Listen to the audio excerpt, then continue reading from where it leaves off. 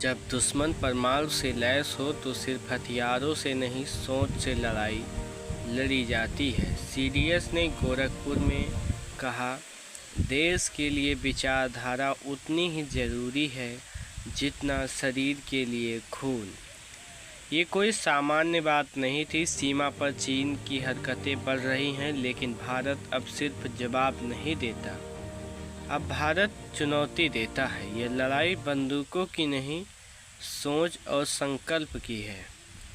क्या हम तैयार हैं? हर देश की सुरक्षा उसकी सेना होती है, लेकिन हर राष्ट्र की आत्मा होती है, उसकी विचारधारा होती है। सीडीएस का बयान गूंज रहा है, विचारधारा खून की तरह होती है जिससे देश की रंगों में ऊर्जा बहती है।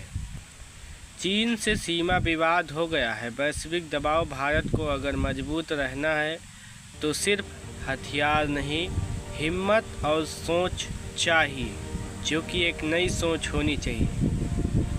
अब सवाल हम सबका है, क्या हमको भारत के मजबूत बना रहे हैं?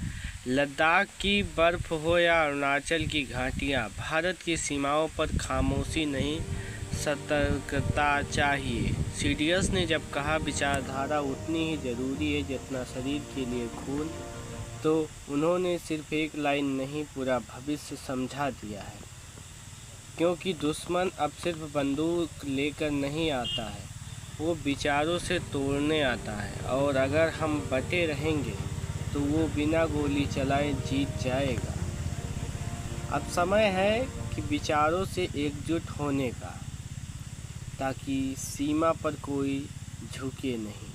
चीन परमाणु बम रखता है, भारत विचार शक्ति रखता है।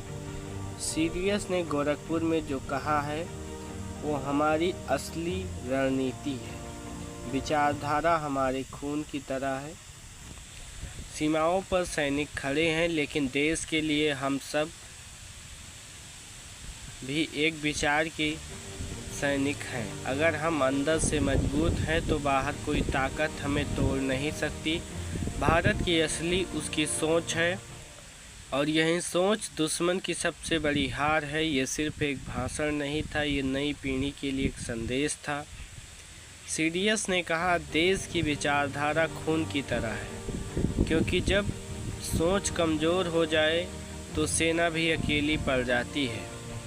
सीमा पर चीन हो या आतंकी, खतरा अगर युवाओं के मन में राष्ट्र की भावना की होगी तो हर युद्ध पहले ही जीत लिया जाएगा।